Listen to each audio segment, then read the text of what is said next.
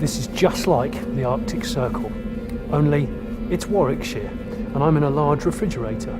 It's precisely minus 40 degrees C in here, which is unpleasantly chilly, so I'm going to get out.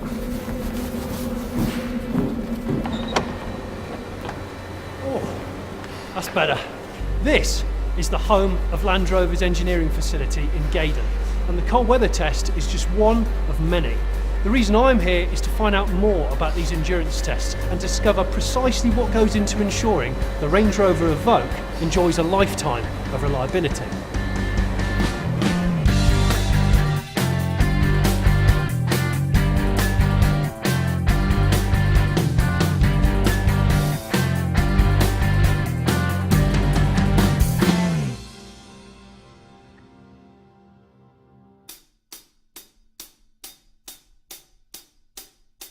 Range Rovers really are tested in the Arctic Circle, but before they get there, they have to pass various rig tests here at Gaydon. The guys here are literally trying to break every moving, hinging part by subjecting a lifetime of usage compressed into weeks, not to mention simulating different weather and temperature conditions.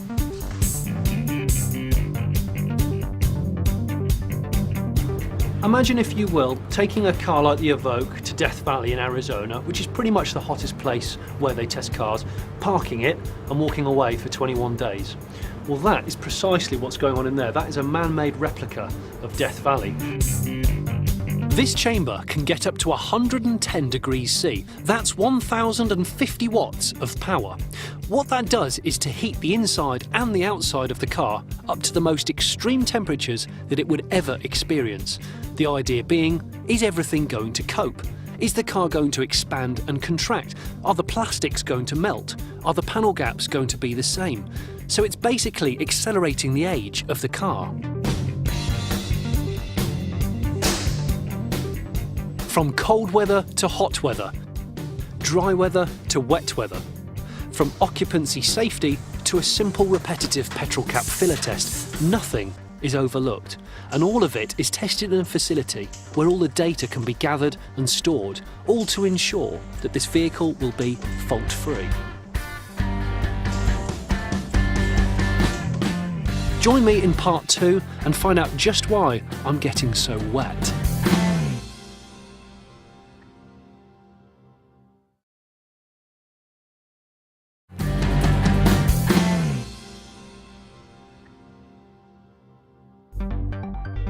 So far here at Gaydon, we've looked at some of the extremes of the temperature scales, but there's another, more common weather phenomenon that's just as problematic to car manufacturers, and Land Rover needs to test rigorously against it, and that's rain. This is the water test facility, because water really is a car's worst enemy. The theory is quite simple. The idea is to keep the inside of the Evoque and the occupants dry and happy, but that means the people outside the Evoque are likely to get drenched, because above me there's a rig that can simulate monsoon rain conditions in a matter of minutes. I think I'll probably be okay though, because I've got this anorak on and this brolly though. When they're testing, the car will be here for 4 hours, and over 4 hours there'll be about 85,000 litres thrown at it, which is like the third of an Olympic-sized swimming pool. Not a lot. It's actually really wet now already. I've been in there about 15 seconds. Also, the only thing of this type is Europe quite hard. And it tilts as well as rise and drop, so it simulates totally different angles. Not just rain being thrown at it from above.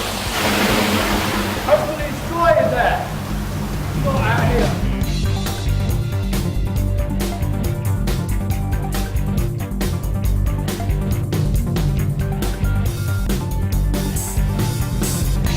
Believe it or not, there's 2 guys inside that car right there. And they've got these ultraviolet lights, and they're trying to detect any water that might be ingressing into the car. They're just checking for defective seals or any water getting in through any nooks and crannies at all. And they'll be in there for up to 2 hours at a time, which must be a little bit strange. The more I walk around this place, the more I begin to realise just how much work goes into ensuring that every part of this car is built to withstand a lifetime of abuse. The robot's life is a repetitive life. Imagine 30 years ago, that would have been a bloke doing that.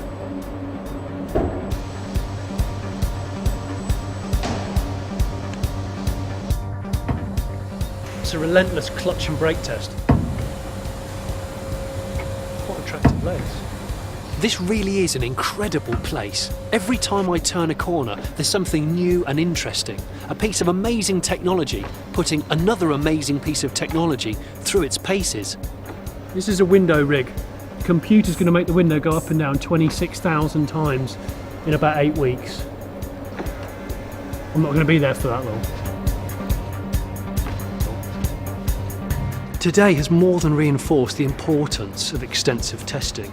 It has shown what Herculean steps Range Rover has gone to ensure their new little baby is born in fine fettle with every faculty, healthy, strong, durable. Never mind whether an owner wants to drive to Siberia for a winter of twitching or to Surrey to pick up an essential morning coffee. The point is to prove that it can do both, and to prove that before it goes anywhere near a spotlit showroom or an owner's driveway, that it works, and that it works properly.